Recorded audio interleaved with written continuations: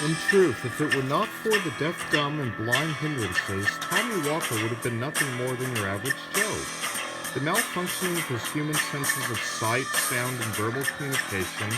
prior to smashing through the mirror, gave him his unique identity and paved the way for his digitalized success on the pinball front. But in addition to the idea of being deaf, dumb, and blind reflecting one's sensory organs,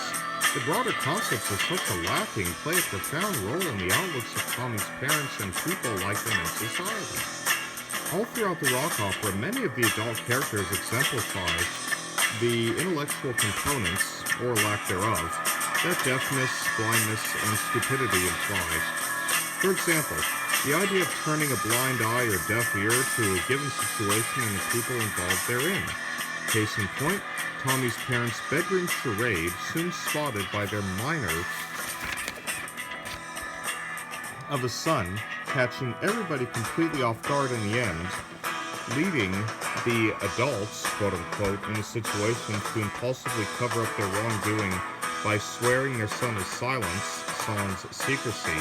regarding their brief escapade, rather than explaining their strictly natural affection for one another. The murder of Tommy's father by the lover, Uncle Frank, in the movie, vice versa in the original storyline, with the lover appearing nameless, remains inexcusable, with the murderer deserving nothing other than a lifelong jail sentence, instead getting let off the hook scot-free, and apologizing for waking their young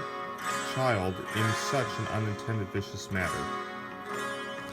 This terrible mistake obviously left a lasting impression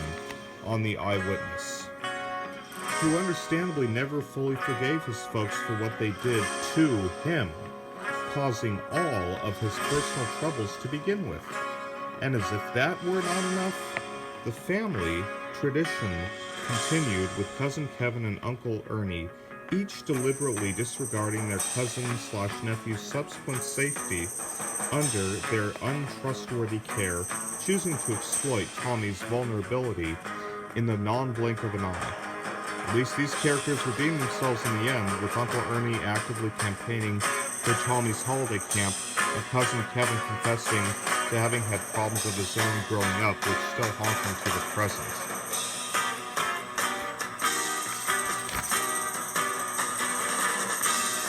It is details like those contained from within one's psyche